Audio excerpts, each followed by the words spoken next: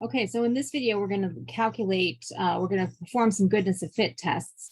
I have two examples here because sometimes the goodness of fit tests that aren't like based on two-way tables, they can be a little confusing because the way that we calculate the expected value depends a lot on the way that the problem is set up. So this first example, we have a die was rolled 120 times, and we counted the number of outcomes that came up each time. On a fair die, each outcome is equally likely. Now, obviously, in a random sample, then that's not necessarily going to happen all of the time because of the randomness. What we want to know is this good reason to think that, in fact, the die is not fair? So we want to determine if the dice is fair. So we're going to set up our hypothesis tests. So the null hypothesis to start with is the dice is fair. Now, remember that for the null hypothesis, this is where we put equality. And that is our fallback position if we can't prove that it is, in fact, not fair. This is 120 rolls is a pretty small sample size in terms of probabilities. And so the conclusion that we want to say is that it is uniform, just to say the distribution is uniform. And then the alternative is that the dice, the die is not fair, which is to say that the distribution is not uniform.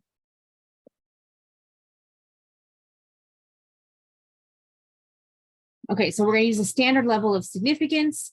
And so we want to go to Excel and we're going to calculate this. And then I have another example that is a little bit different that we can use to do this, another calculation with. But let's go to Excel and do this one first.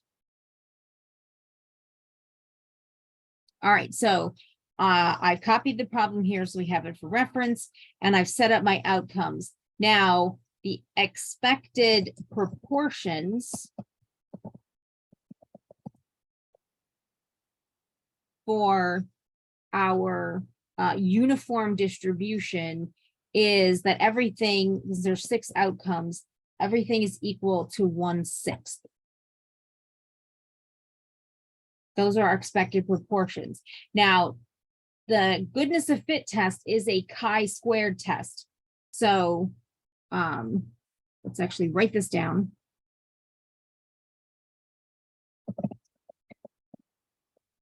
The test statistic for a goodness of fit test is a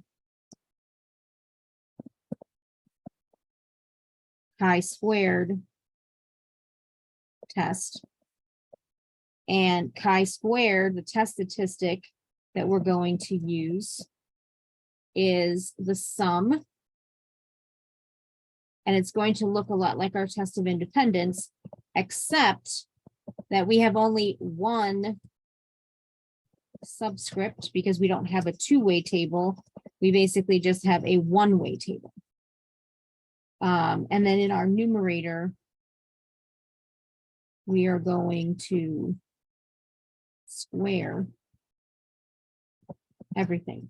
So basically this follows the same sort of calculation procedure as the chi-square test of independence.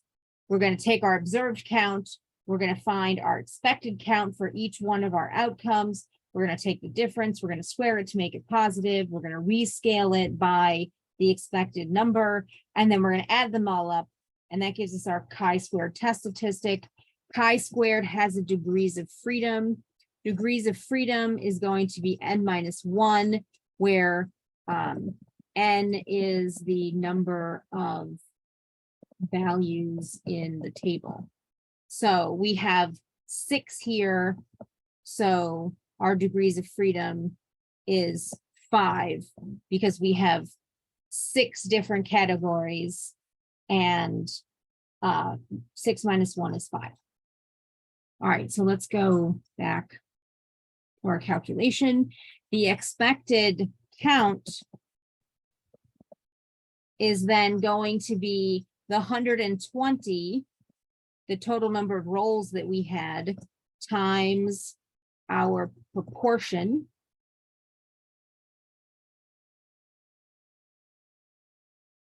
So what we're expecting is we're expecting 20 in every category. So we don't need a big two-way table mechanism. We can just do this in one column at a time. The differences between the observation and expected, observed minus expected count. Calculate all of those. And then the differences squared. I'm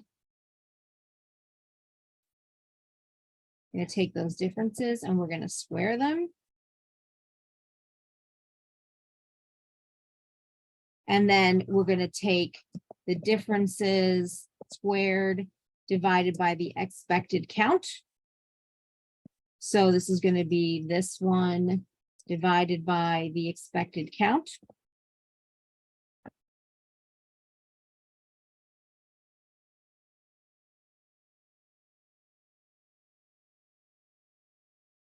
And then we're going to add them up. The test statistic is the sum of all of these.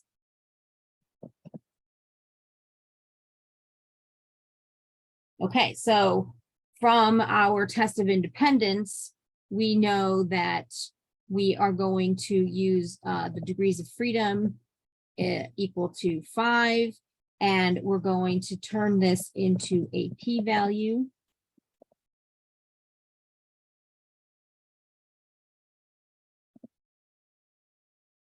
Which is going to be based on the chi-squared dot dist right tail.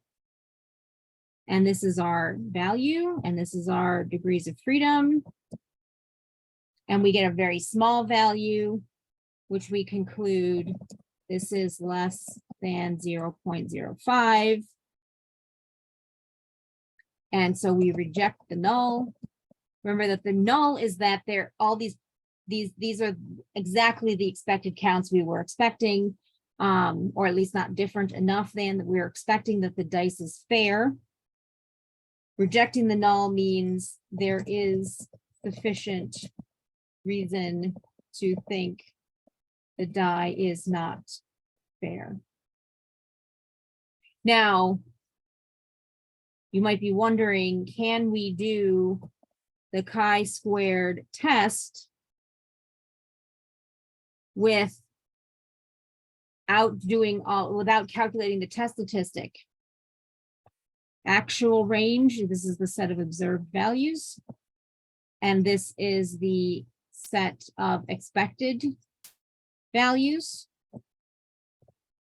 And the answer is yes. So you don't have to go, just like with the test of independence, you don't have to go all the way through the formula. You can calculate your observation, record your observations, calculate your expected counts, and then go directly to the chi-squared test. And that's what we'll do in our second example. So let's actually look at the problem before we look at the problem in Excel. Now, if we go down to the next example, our example is that we have a sample of 500 people that were selected, and their musical preferences were recorded. So they're sort of genre. We want to compare these results to previous studies of music preference in the general population and see if they've changed, basically. So do they agree with expectations, or do they suggest that there is a difference? So they've observed, they've calculated, they've counted 500 people, and these were the counts that they got, and these are the previously expected percentages. And we want to conduct a hypothesis test to see if they've changed. Now, again, so what is our null and alternative hypothesis? musical preferences have not changed. Again, this is the equality statement. They are the same as before.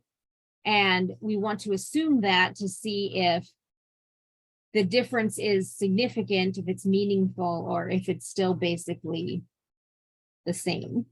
And then that means the alternative then is that musical preferences have changed. So they are different than before.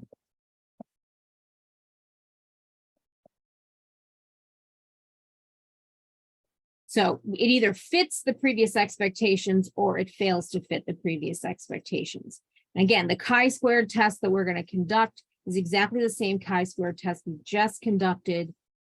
It's a goodness of fit test. We're going to see if the counts are sufficiently similar to our expectations or if they're different. Now, one thing that's going to be different here is this problem is asking to test this at a 1% level of significance instead of a 0.0, instead of a 5% level of significance. So let's go to Excel and go to our second question. So again, I've copied all of this over here so that we have it as a reference.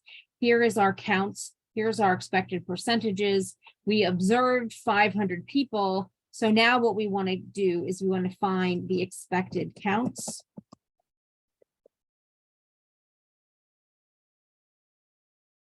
And that we're going to calculate by using the percentage times 500, since our sample size was 500 people. And we're going to copy that down the column. And so what we get, again, this is the observed number, this is the expected number, this is the observed number, this is the expected number, and so forth. Now, what we saw is we could go through the formula and we could calculate the differences, and we could calculate the squares of those differences and then rescale them and then add them all up to get the test statistic. And then our degrees of freedom here, we have 1, 2, 3, 4, 5, 6 categories also. So we would also have 5 degrees of freedom. But if we're going to use the chi-squared test that's built into Excel, we don't have to do that. We've calculated the observations and the expected counts. And so now we can just do the chi-squared test. The actual range is the counts, again, not the percentages, and then the counts of the expectations. And what we do get indeed is this is less than 0.01. And so we reject the null. Musical preferences are not the same. Musical preferences have changed. There is sufficient evidence for this claim.